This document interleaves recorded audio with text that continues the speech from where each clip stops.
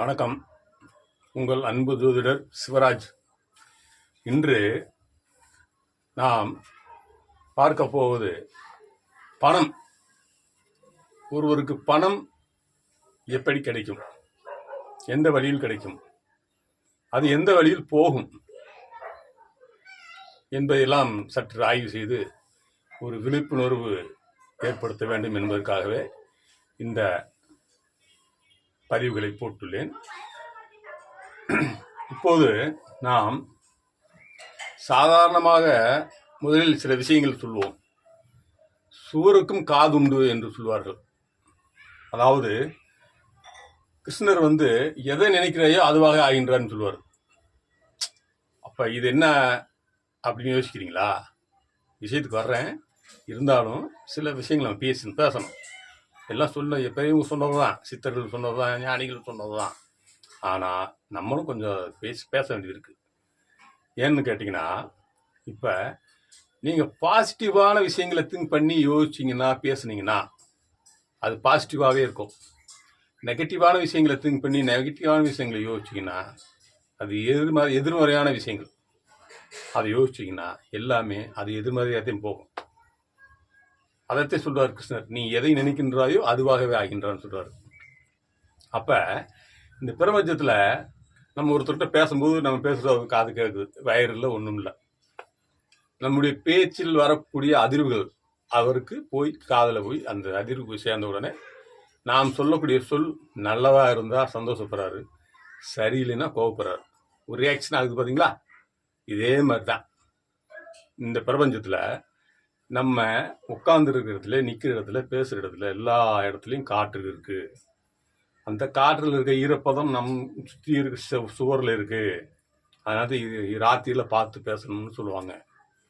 இந்த ஈரப்பதம், காற்றில் இருக்க ஈரப்பதம் என்ன செய்யும் கேட்டிங்கன்னா, நம்ம பேசுறது கூட உள்வாங்கும். அது எப்படின்னு கேட்டிங்கன்னா, சாதாரணமாக ஒரு லேப்டாப்பில், மொபைல் ஃபோனில் நம்மளுக்கு இன்டர்னல் மெமரி இத்தனை ஜிபி இருக்குன்னு நம்ம பேசுகிறோம். அதே மாதிரி இந்த பிரபஞ்சத்தில் கோடான கோடி மில்லியன் ஜிபி இருக்கு சார். நிறைய பேர் யோசிக்க மாட்டேங்கிறாங்க. எல்லாம் சொல்லிட்டு போயிட்டாங்க, சித்தர்களே சொல்லிட்டு போயிட்டாங்க. இன்னைக்கு ஆராய்ச்சியில் கண்டுபிடிக்கிறாங்க. அப்பேற்பட்ட விஷயங்கள் சார் இது. நீங்கள் இதையெல்லாம் நீங்கள் யோசிக்கிறதும் பேசுறதும் சொல்றதும் நினைக்கிறது எல்லாமே அது உள்வாங்கி அங்கே பதிவாகிட்டே இருக்கு. அங்கே பதிவாகிறது பூரா உங்களுக்கு திரும்பி வருதுங்கிறத நீங்கள் கொஞ்சம் யோசிக்கணும். உறுதியாக வரும். நீங்கள் ஒரு செவரில் பந்தை போட்டீங்கன்னா அந்த பந்து தானே திரும்பி விழுகும். அது மாதிரி தான். அதனால் தயவு செஞ்சு நீங்கள் காலையில் எந்திரிச்ச உடனே இரவு படுக்கும்போது உங்களுக்கு என்னென்ன கிடைச்சதுக்கு பூரா நன்றி சொல்லுங்க கடவுளுக்கு. அந்த கிடைச்சதுக்கு பூரா நன்றி சொல்லிட்டீங்க, பழகிட்டீங்கன்னா உங்களுக்கு இறைவன் என்ன பண்ணுவார்? அப்போ நம்ம கிடைச்சதுக்கு பூரா நன்றி சொல்லும்போது சாதாரணமாக ஒரு தேங்க்ஸ் அப்படின்னு சொன்னோடனே, ஆஹா நமக்கு நன்றி சொல்லிட்டாரு, இவருக்கு நம்ம விசுவாசமாக இருக்கணும்னு நம்ம நினைக்கும் போது கடவுள் நினைக்க மாட்டாரா? உறுதியாக நினைப்பாரு. உங்களுக்கு என்னென்ன கிடைச்சதுக்கு நன்றி சொல்லுங்க. எது கிடைக்கலையோ அதை நினைச்சு மற்றவங்களுக்கு கிடைச்சிருக்குன்னு நினைச்சு வருத்தப்படாதீங்க. அப்போ தரமாட்டார். இவ்வளோதான் சார். பாசிட்டிவ்ன்றது தான் சார். பாசிட்டிவ் திங்கிங்கிறது இவ்வளோதான். தயவு செஞ்சு இனிமேல் இதை நீங்கள் கையாளணும். எல்லாத்துக்கும் நன்றி சொல்லுங்க. இப்போ நம்ம விஷயத்துக்கு வருவோமா?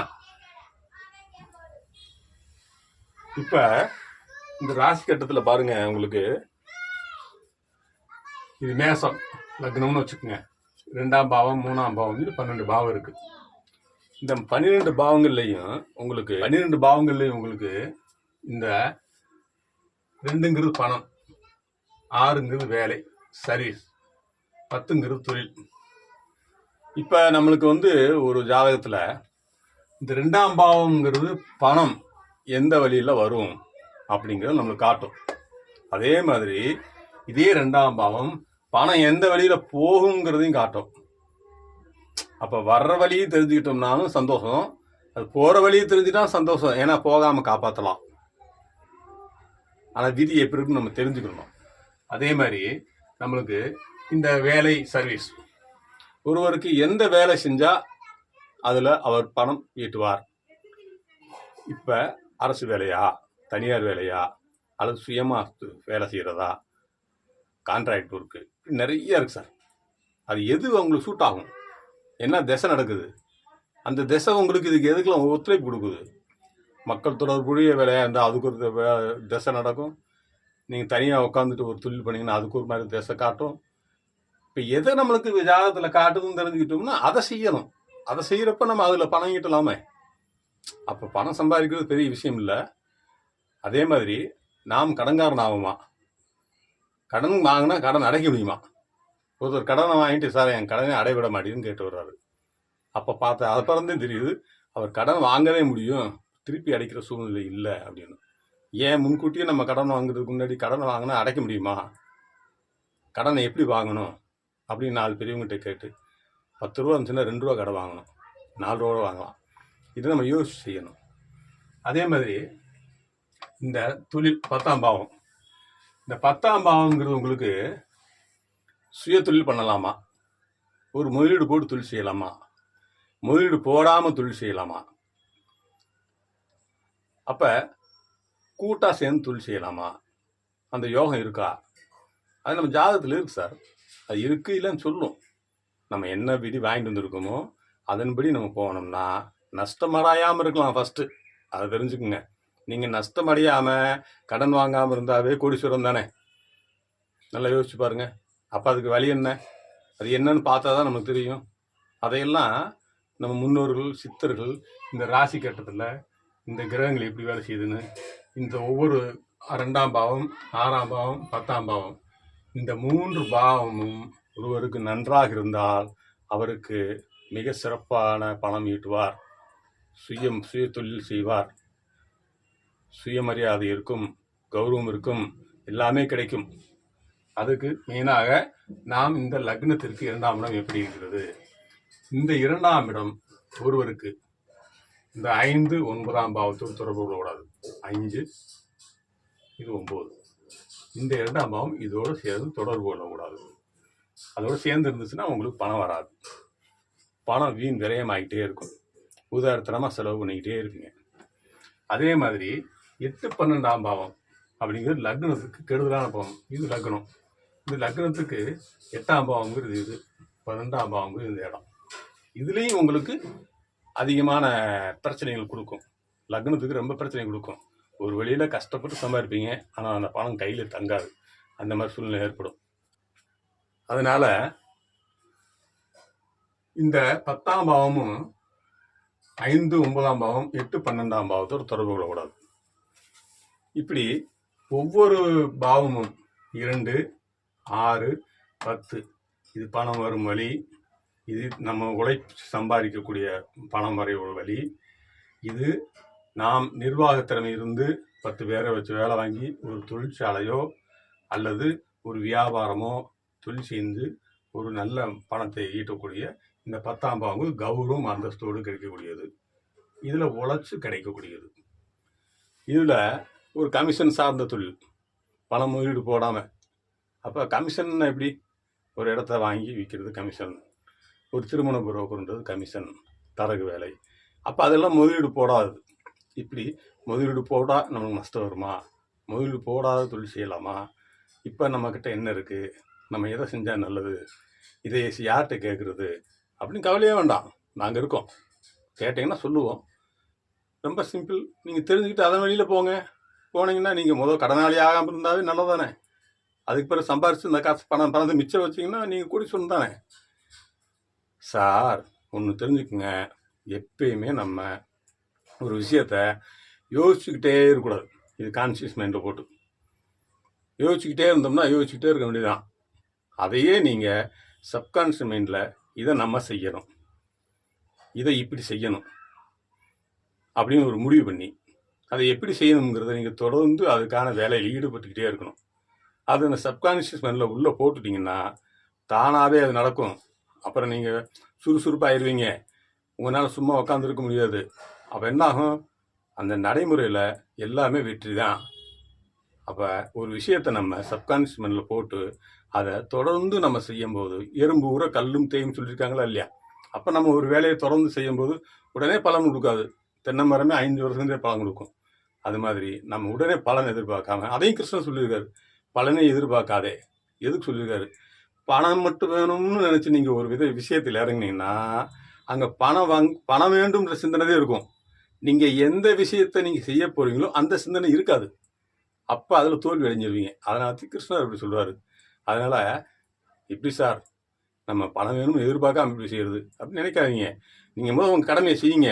நீங்கள் செய்ய செய்ய செய்ய செய்ய பணம் தானாக வரும். அதுக்கு நீங்கள் பொறுப்பும் கடமையும் எடுத்து நீங்கள் உங்கள் ஃபுல்லாக கவனம் பூரா அதில் ஒரே கான்சியஸாக இருந்தீங்கன்னா உறுதியாக நீங்களும் சம்பாதிக்கலாம், கொடி சொன்னாகலாம். இதுக்கு உங்கள் லக்னம் இந்த 2ஆம் பாவம், 6ஆம் பாவம், 10ஆம் பாவம், இந்த 5, 9ஆம் பாவத்தோட சேராமல், 8, 12ஆம் பாவத்தோட சேராமல் தனித்து இந்த 2ஆம் பாவம் 6ஆம் பாவோட சேரணும், 6ஆம் பாவம் 10ஆம் பாவத்தோட சேரணும், அல்லது 10ஆம் பாவம் 2ஆம் பாவத்தோட சொல்லணும், அல்லது 6ஆம் பாவம் 2ஆம் பாவத்தோட சேரணும். இப்படி இந்த பாவங்கள் சேர்ந்தால், அல்லது லக்னம் 2 11ஆம் பாவத்தோட சேர்ந்தா சொல்ல வேண்டியதே இல்லை சார். ஏன்னா இது பணம் போகிற இடம் 12ங்கிறது. இந்த 11 லக்னம் இந்த 11ஆம் பாவத்தோட சேர்ந்தா பணமே போகாது சார். சம்பாதிக்கிற பணம் பூரா கையில் நிற்கும். அப்போ 100 ரூபாய் இருந்தாலும் 1 கோடியாக இருந்தால் நிற்குமா இல்லையா? அது நம்ம கையில் இருந்தாவே நம்ம வளர்ச்சி அடையுமா இல்லையா?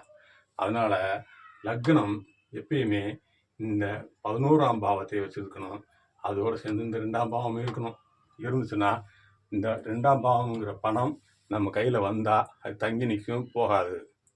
இதே 2ஆம் பாவம் உங்களுக்கு இந்த 8, 12ஆம் பாவத்தோடு சேர்ந்துச்சுன்னா அந்த தசாபுத்தி வரும் காலங்களில் நீங்கள் உழைச்சி சம்பாதிச்சு கஷ்டப்பட்ட பணம் கொஞ்சமாக இருந்தாலும் சரி, நிறையா இருந்தாலும் சரி, அந்த 8, 12ஆம் பாவத்தோடு சேர்ந்து இந்த 2ஆம் பாவம் சேரும்போது தானாகவே அந்த பணம் போகிற வழி நமக்கு தெரியாது. அதனால் நான் என்ன சொல்கிறேன்னா, தயவு செஞ்சு எல்லோரும் புரிஞ்சுக்கிற வேண்டியது என்னென்னா, ஒரு விஷயத்தை செய்கிறதுக்கு முன்னாடி ஒரு 4 பெரியவங்கிட்ட கேட்டு அதை செய்யுங்க.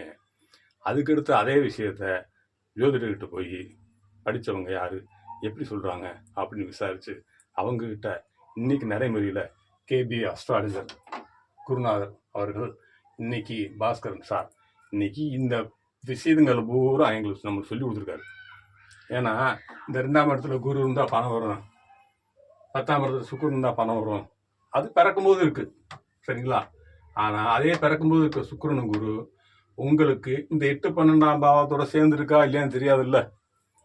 அப்போ அதை கண்டுபிடிக்கணும்னா அது கணினி வேணும். அப்போ அது கணக்கு போட்டு கொடுக்கும். அப்போ உங்கள் பிறந்த நேரம் சரியாக இருக்கணும், எந்த ஊரில் பிறந்தீங்கிறது தெரியணும். இதெல்லாம் இருந்துச்சுன்னா பிறந்த தேதியை வச்சு அதை சொல்லலாம். அதனால் நீங்கள் அவசியம் மனம் தளராமல் உறுதியாக ஒவ்வொருவரும் வெற்றியாளர்களே, சகோதரர்களே, சகோதரிகளே, பெரியோர்களே, எல்லோருக்கும் சொல்கிறேன், எல்லோரும் வெற்றியாளர்கள் தான், எல்லோரும் திறமைசாலிகள் தான். அதை நீங்கள் பயன்படுத்தணும் என்று சொல்லி இதற்கு வாய்ப்பளித்த இறைவனுக்கும் குருநாதருக்கும் நன்றி கூறி, உங்களுக்கும் நன்றி கூறி விடைபெறுகிறேன். நன்றி, வணக்கம்.